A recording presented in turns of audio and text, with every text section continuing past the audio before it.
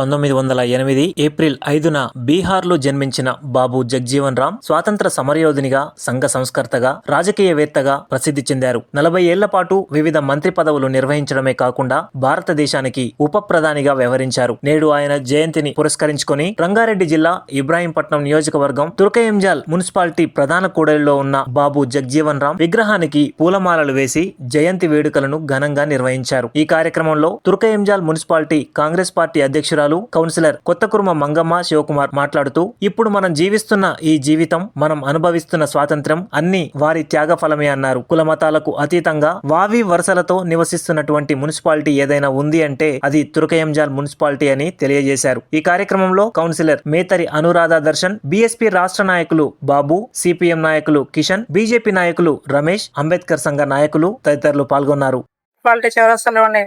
మన అంబేద్కర్ చౌక్ దగ్గర మనం ఈ రోజు బాబు జగ్జీవన్ రావు గారి జయంతి సందర్భంగా ఈ కార్యక్రమాన్ని నిర్వహిస్తున్న టీచర్ గారికి, అలాగే ఈ కార్యక్రమానికి ఇచ్చేసిన అఖిలపక్షం నాయకులు తుర్కంజల్ మున్సిపాలిటీ వర్కింగ్ ప్రెసిడెంట్ దర్శన్ గారికి, అలాగే బీజేపీ నాయకులు రమేష్ గారికి, దర్శన్ గారికి, అలాగే పిఎస్పీ మున్సిపాలిటీ అధ్యక్షులు బాపు గారికి, కుహార్ గారికి, అలాగే సిపిఎం నాయకులు మన కిషన్ గారికి, అలాగే శ్యామల గారికి, అర్జున్ గారికి, ఈ కార్యక్రమానికి చేసిన మీడియా సభ్యులందరికీ పేరు పేరున నమస్కారం తెలియజేస్తున్నాను.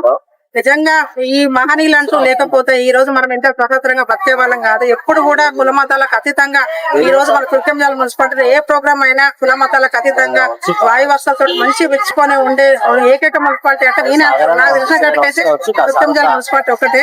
అట్లాంటప్పుడు మనము ఈ కులాల పేరు చెప్పేసి మమ్మల్ని కించపరుస్తుంది అనే విధంగా ఎప్పుడు మాట్లాడుకోవద్దు. ఎందుకంటే ఆ మహనీయులు మన బాబా సాహెబ్ అంబేద్కర్ గాని, అలాగే బాబు జగ్జీవన్ రావు గాని, జ్యోతిరావు పూలే గారు కానీ ఎంతో మంది మహనీయుల త్యాగ ఫలం, వాళ్ళ పోరాట ఫలమే ఈ రోజు మనం స్వతంత్రంగా బతుకుతున్నాం. వాళ్ళంటూ లేకపోతే ఇప్పుడు కూడా మనం ఒక చేతి కింద ఒక బానిసలానే ఉండేవాళ్ళము. మన బానిసత్వం పోవాలి, స్వతంత్రంగా బతకాలి, మన బతుకు మనం బతకాలి, ఎవరో రాజాక్కులు వచ్చి మన మీద పాలన చేయొద్దనే ఉద్దేశంతో వాళ్ళ ప్రాణాలను తెగించి ఈ రోజు మనకి స్వతంత్రాన్ని తీసుకొచ్చారు. కాబట్టి ఈ రోజు అన్ని పార్టీల వాళ్ళు, అన్ని మతాల వారు ఈ రోజు రాజకీయంగా మన కింది స్థాయి నుంచి మొదలు పెట్టుకుంటే అటు రాష్ట్ర స్థాయి వరకు కూడా అన్ని పార్టీలు, అన్ని కులాల వారు పాలిస్తున్నారు. అంటే వాళ్ళ త్యాగ ఫలమే. అందుకే వాళ్ళని ఎప్పుడు కూడా మన దేవుళ్ళతో సమానంగా చూసుకోవాలి. దేవుడు మనకు బతుకు దేవుడు చూపిస్తే మనకు బతుకు ఏ విధంగా బతకాలి, ఒక సమాజంలో అనే విధాన్ని తీసుకొచ్చిన గొప్ప వ్యక్తులు ఆ మహనీయులు ఎప్పుడు కూడా మన జ్ఞాతన చేయొద్దు. మనం వీళ్ళు అడిగిన వెంటనే మనం ఇక్కడ విగ్రహాలు ఏర్పాటు చేయడం జరిగింది. జ్యోతిరావు పూలే, సావిత్రిబాయి పూలే విగ్రహాలు కూడా పెట్టాలి. ఎందుకంటే వాళ్ళు వచ్చారు కాబట్టి మహిళలకు ఏ విధంగా బతకాలి, మహిళలు ఏ విధంగా బయటికి రావాలి, మహిళలు ఒంటికి పరిమిత కావద్దు అనే ఉద్దేశంతో జ్యోతిరావు పూలే గారు వాళ్ళ భార్యను తీసుకొచ్చి చదివించి ఒక మొదటి ఉపాధ్యాయురాలుగా మనకు పరిచయం చేసిన గొప్ప వ్యక్తి. కాబట్టి వాళ్ళ ఆశయాలను తీసుకొని మేమందరం బయటకు వస్తున్నాము. కాబట్టి ఎవరిని కూడా మనం చిన్నతనం చేయొద్దు, వాళ్ళందరూ ఆశయాలు కొనసాగించాలి.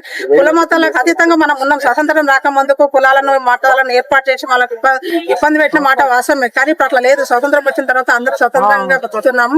ఏదైనా అనుకుంటే ఒక రోజు ముందు మనం చెప్పుకున్నా కూడా ఈ పూలు గానీ, అలంకారం కానీ గవర్నమెంట్ చేసేంత వరకు మనం గ్రాండ్ గా చేసుకుందాం. ఎందుకంటే ఇంత మంది ఉన్నాం, ఒక పూలు, ఒక దండలు అవి తీసుకొచ్చి చాలా బాగుంటుంది. కాబట్టి ఇప్పుడు కూడా ప్రతి విషయం కూడా మా దృష్టికి తీసుకొస్తున్నాము. మేము అందరం కలిసి చేస్తున్నాము. ఎప్పుడు కూడా కులాలతోటి ఆ మహనీయులను పోల్చకండి. ఎందుకంటే మనకు హనుమాన్ని ఎంత గొప్పగా మనము ప్రతి ఊర్లో పెట్టుకుంటున్నాము, అదే విధంగా అంబేద్కర్ గాని, జగ్జీవన్ రావు గాని మనం ప్రతి ఊర్లో ప్రతి దగ్గర పెట్టుకుంటున్నాం. కాబట్టి వాళ్ళని ఎప్పుడు కులాలతో పోల్చకండి.